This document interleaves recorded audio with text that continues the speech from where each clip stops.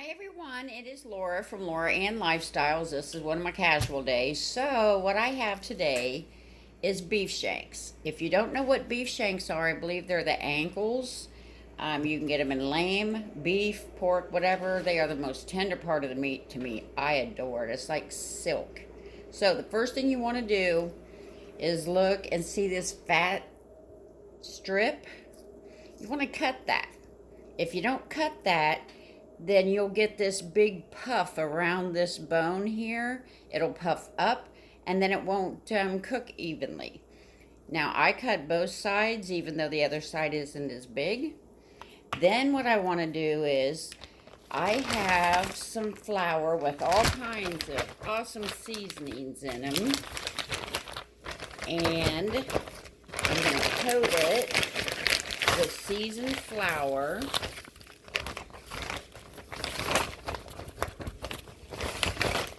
And then I have a pan over here already hot. It's got canola oil. You can use any kind of oil you want. It's already hot.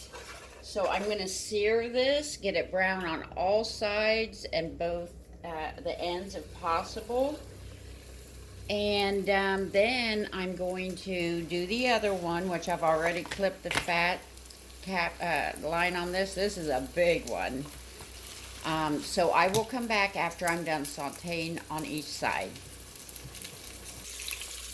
Okay, so I've still got this sauteing, but I want to show you how beautifully brown this is. When you saute, you want to saute on a high temperature so it gets a nice, beautiful crust on it.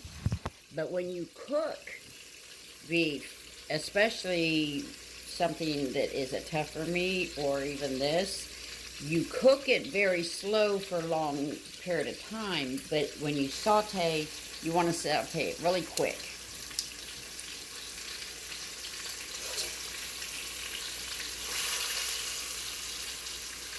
So that one's done. I'm going to put it back on the plate, and then I'm going to flour and saute the big one.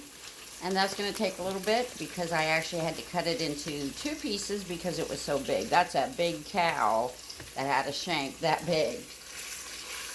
But I will come back and let you know what's going on.